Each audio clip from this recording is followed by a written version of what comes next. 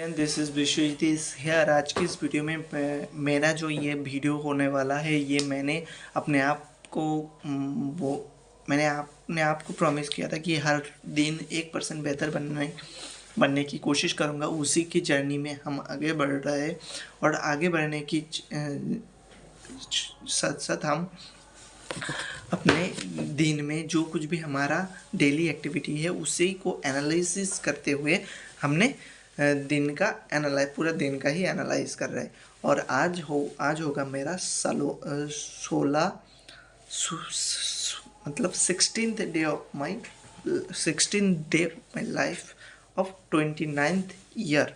I'm going to complete 29th year, and in this year and this is the 16th day and 16वां दिन है ये। और आज के दिन में हमने मेरा जो ड्रीम है उस ड्रीम के लिए मैंने क्या किया। तो मेरा ड्रीम था कि बैंकर बनना है। तो बैंकर बनने के लिए मैंने आज के दिन पे सुबह उठने के बाद हमने घर का काम किया। घर का क्या काम किया, हमने गायों को खिलाया पिलाया।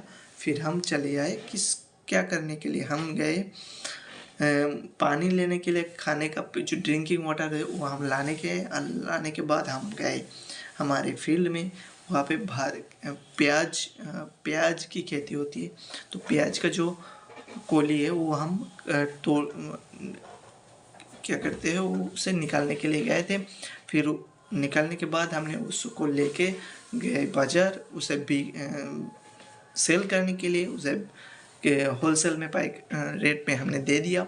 फिर हमने अपना फैमिली मेरे घर में सब मेरा नाना जी नानी जी आए थे और उनके लिए हमने मटन खरीदने के लिए जाना था। तो हम जिस बाज़ार पे गए थे उस बाज़ार पे मटन नहीं था, इस वजह से हमें जाना पड़ा दूसरा शास्त्री नगर।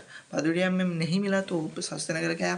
फिर वहाँ पे जाके कुछ चीज़ें की क्या कहते हैं, वहाँ पे जाके भी मटन नहीं मिला। तो हमने सिर्फ मांस खरीद के हम चले आए। फिर आते आते हमारा टाइम हो गया था 9:09 बज गया था। फिर हम घर आके सबको फ्रेश होके नहा धो के खाना खाया। और खाना खाने के बाद हम निकल पड़े ऑफिस के लिए। और ऑफिस पहुँचते पहुँचते हमको हो गए नियर अबाउट 10 बजे तक। 10 साढ़े 10 बजे हम 10:45 हो गया था और घर से निकलते। तो उसके बाद हम थोड़ा जल्दी, छोटा साइकिल था तो उसको ले करके हम ऑफिस पहुँचे। ऑफिस पहुँचते मेरा हो गया था 11:48।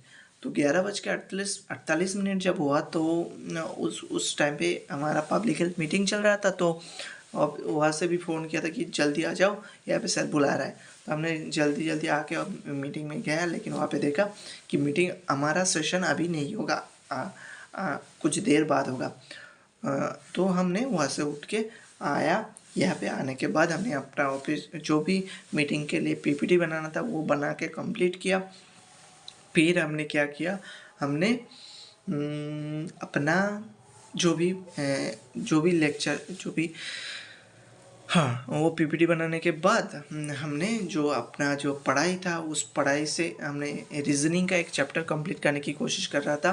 तो उस चैप्टर को इंग्लिश रीजनिंग का जो पहला लेक्चर था अंडर 24 का, उसे मैं कंप्लीट करने की कोशिश कर रहा था। कंप्लीट भी कर रहा था कैसे उससे मैं पढ़ भी रहा था, उसके साथ साथ नोट भी बना रहा था, वो भी सॉफ्ट कॉपी में।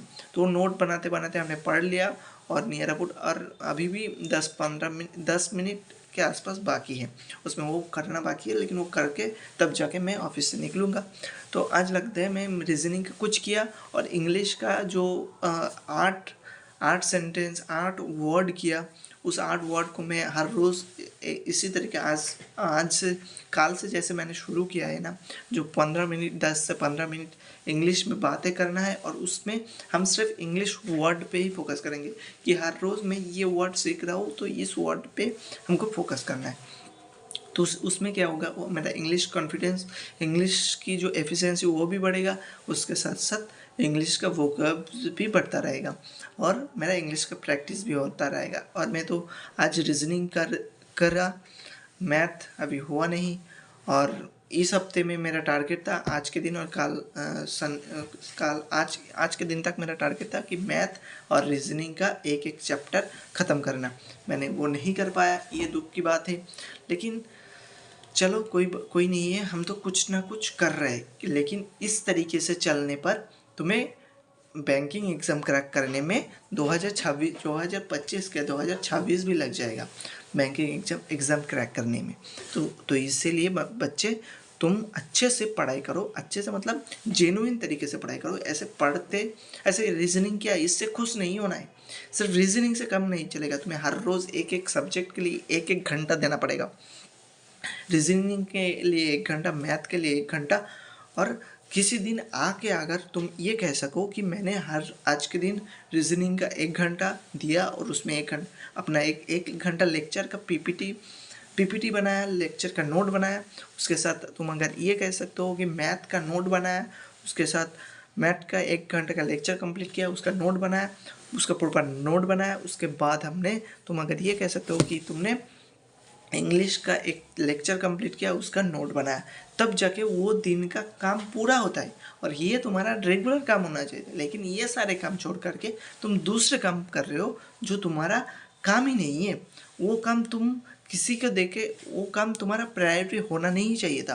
तुम्हारा काम प्रायोरिटी होना चाहिए था इंग्लिश करना, तुम्हारा प्रायोरिटी होना चाहिए था मैथ का एक लेक्चर कंप्लीट करना, और ये सारी चीज़ करना चाहिए था। जैसे कि आज, और अगर ये सारी चीज़ प्रायोरिटी वाइज नहीं करोगे तो ये गलती तो तुम अपने साथ कर रहे हो कि प्रायोरिटी काम तो बहुत सारे आ जाएगा। दिन भर ऐसे काम करते रहोगे तो काम का कमी नहीं है। लेकिन कौन सा काम तुम्हारे लिए प्रायोरिटी है इस वक्त, तो वही उस पर ज़्यादा फोकस करना होगा, ना कि हर एक काम पे तुम अपना हाथ बटाते रहोगे।